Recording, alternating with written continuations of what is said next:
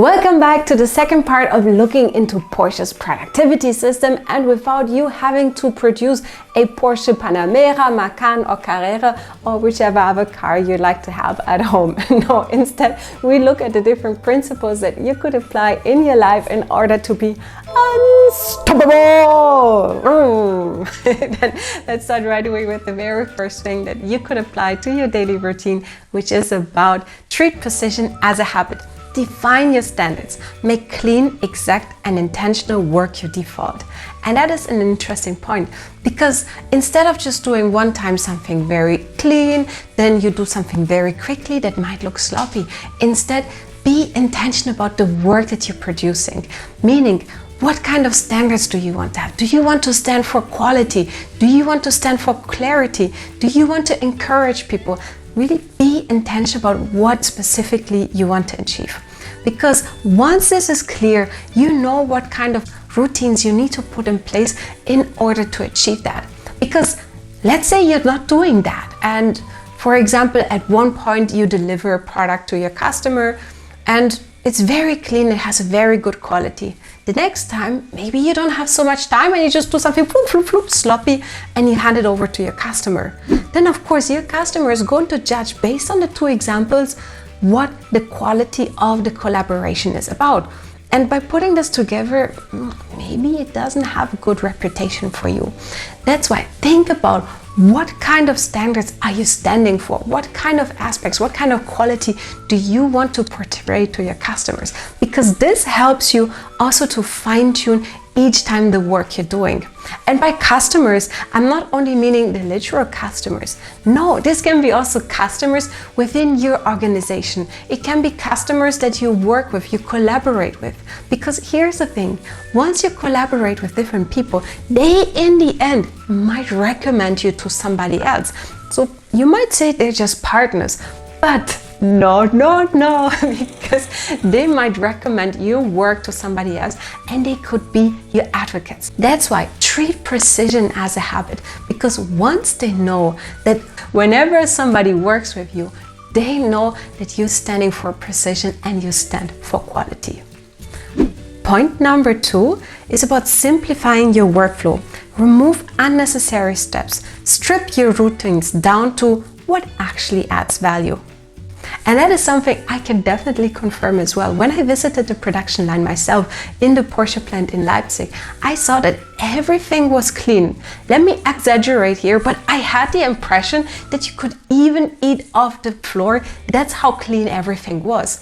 And what we can take away from here is think about simplifying everything as much as possible so that you can focus on the core aspect. Simplification can be about, for example, your workspace, that it's clean, or it can be about the work environment that you have. For example, you prepare a report, and instead of having a lot of complexity inside the report, think about how can I, as simple as possible, explain to what this report or this proposal is about. Because once this is clear, people are more likely to understand you instead of you having to explain for hours, yes, this aspect stands for this aspect stands for this. No, simplicity helps you that for the viewer, for the person you're working with one view, they can understand quickly what it's about. Or let me put it in a different way. Talking about simplifying your workflow, instead of having 10,000 steps to do something, look at the different steps you need to take in order to have your final outcome, and look at the steps and see which one adds value. Of course you keep it, but if the step is there for nothing, somebody told you once you have to do it, kick it out. Or if there's a way, for example, you can use AI to help you understand and analyze the situation more, use it, of course. Let's say, for example, you have tons of documents and beforehand you were reading through them one by one and it took you hours.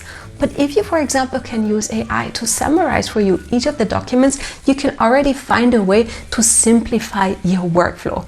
And by the end, instead of having this long, let's see if I still fit on the screen, yes, this long procedure, by looking at what is not needed and cutting it out, of course, you can simplify it more.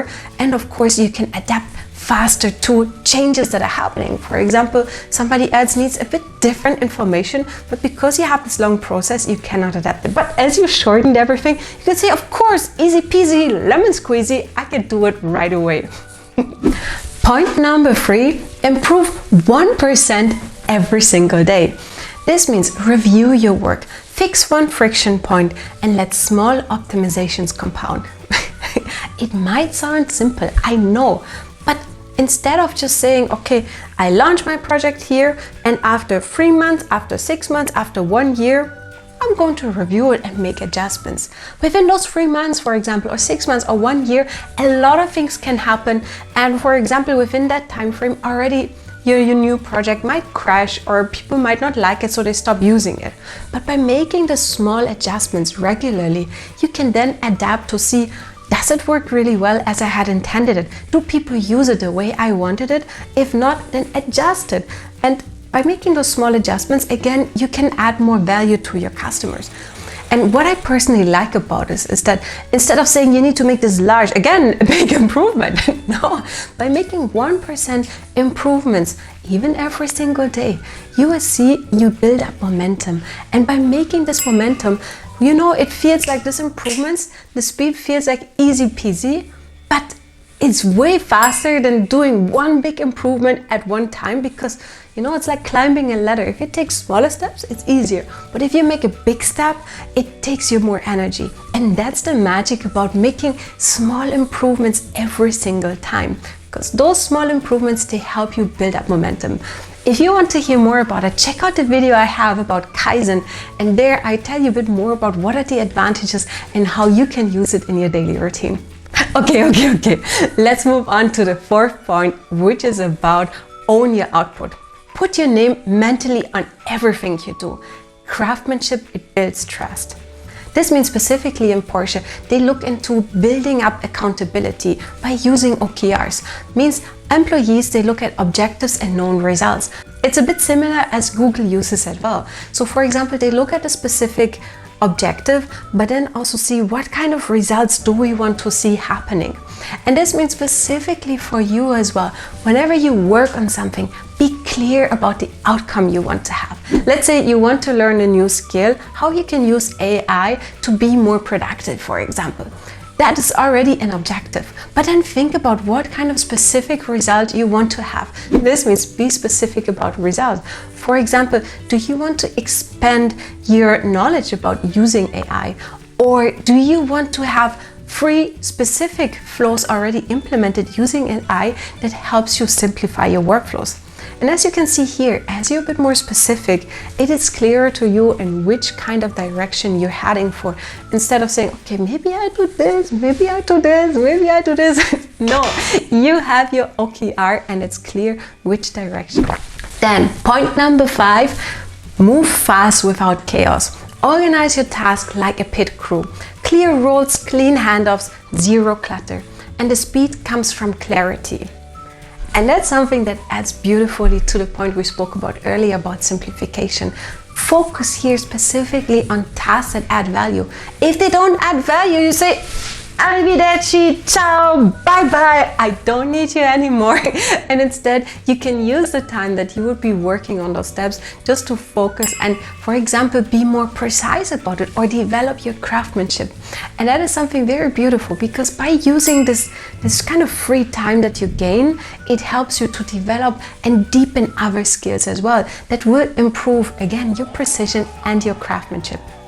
Oh, and let me add as well, you might have more time to focus and learn and deepen your skills, but also at the same time, as you removed everything else, of course, obviously, you can be faster in executing the main task. And by being faster, again, it gives you some more time to work on other topics, to take on, for example, new opportunities, or to help out the customer or a colleague who needs some help, or whatever kind of other tasks you might have coming up on your plate. Because by simplifying this and removing anything else that is not needed, it helps you to have more space on your plate so you can take on more responsibilities.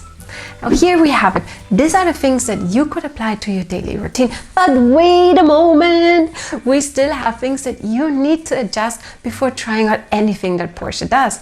Because you are you and you are unique, and every journey is different. And the most important thing is also that you have a bigger picture as to how you could implement it. But let me have a look and let me explain later. Let's first have a look at adjustment number 1, which is about shift from effort to identity. Precision is not something you do, it's something that you become. I know it may be simple, but what do I mean specifically here is, instead of saying, okay, in this specific task, I'm going to be precise. No, it is something that you carry throughout all the different interactions that you're having.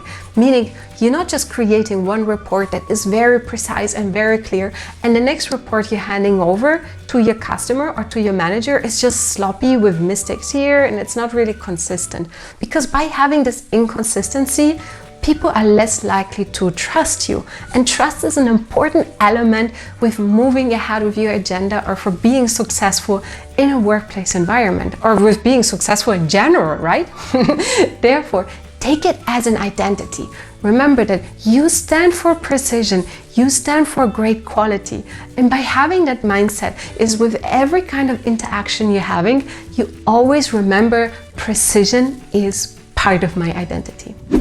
Adjustment number 2, embrace simplicity. Complexity slows you down. Clarity accelerates you. And that is an important mindset shift, because sometimes people think that the more complex something is, the more intellectual and the more intelligent you are. But no, that is not the case, because what matters specifically is that you accomplish tasks, and not that you created a super complex and sophisticated workflow around it. No, what matters is that you accomplish the certain goals you have. And one thing specifically we can see from Porsche's excellence comes from their simplicity, by focusing on the most important points. And that is something also, the mindset shift you need to do in order to reach your goals. Instead of thinking, yes, the complex, the better, hip hip hooray. No, no, no. Instead, it is really about focusing on the most important parts and be as simple as possible. Remember, it's not about complexity. I put you aside. Instead, focus on simplicity. One thing, I can personally relate to that, because sometimes, when creating reports, you end up having a super complex data model. But when you have a super complex data model and something is not working, maybe just a tiny part, it takes you hours trying to find out what is the specific reason. And you're wasting hours, if not days or weeks, just trying to fix that one part. But if I remember that I create simple reports, it's easier for me to understand and fix the issue. And the same thing applies to your life. So remember, simplicity is the key. And complexity, okay, sometimes it is necessary, but if possible, focus on being as simple as possible, so that you can get most of the people aligned, and of course can execute your task as quickly as possible. Adjustment number 3, build craftsmanship. Take pride in your work. Treat every task like it carries your signature. And that is something very important. Sometimes I have it that somebody tells me, Louisa, just get this quickly done. I need it as quickly as possible.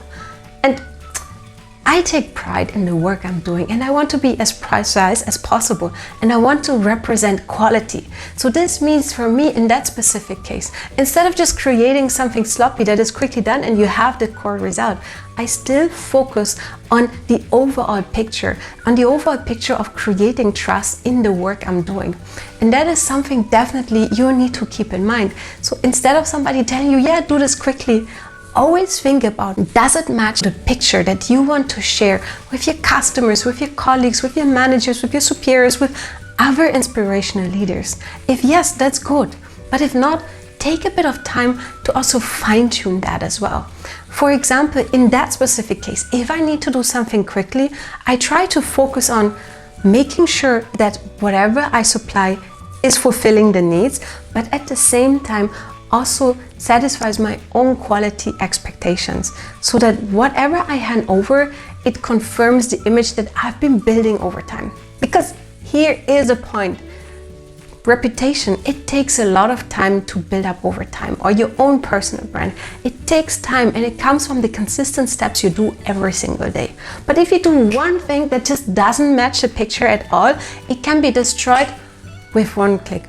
Therefore, always remember to treat your work as a craftsmanship and put effort into it, because people will see that over time and of course value your work. Adjustment number 4, stabilize your system before increasing speed. Porsche moves fast because their foundation is clean. Your system must be stable before you accelerate. That is something we already spoke about beforehand. You cannot just simply apply one system and say, okay, one day I do it like this, the other day I do it like that, the other day I do it like this, the other day I do it like that. You can imagine it's going to be very confusing for other people, even yourself, because you're like, okay, which system did I use again? Number 1, number 2, number 10, number 1000. I do not remember at all. And therefore, what is the key point here is that once you use a system, be consistent about it, so that over time, first of all, you yourself fully internalize it as well, but also other people understand that, for example, you stand for precision, you stand for quality, you stand for innovativeness. Whatever value you have, be consistent about it, because otherwise you cannot build up that reputation that whatever work you do, yes, I need to ask you because I know there's always some innovative ideas coming in. If just one day you have a good idea, the other day not. No, you need to be consistent. And with having this consistency, for example, internalizing your own productivity system, it becomes more natural for you. It's a bit like driving a car, for example. First, remember when you learned about how to drive a car, at the beginning, you're very scared about using one step or one step here. I personally remember when I had my first driving school, my teacher drove me home and then suddenly he said, okay, Louisa, I think you can drive. I was really scared, and on a road where I could drive really fast, I was driving very slow because it was something completely new to me. I had no idea how this whole thing works. And that's the same system that can apply in life. Sometimes when you adapt a new system, it takes a bit of time getting used to it. But the more you practice, the easier it is for you to implement it as well. So long story short, once you set up a system, as soon as it becomes part of your routine, then of course you can accelerate more because it's something you internalize already. And here we have it. This is Porsche's productivity system.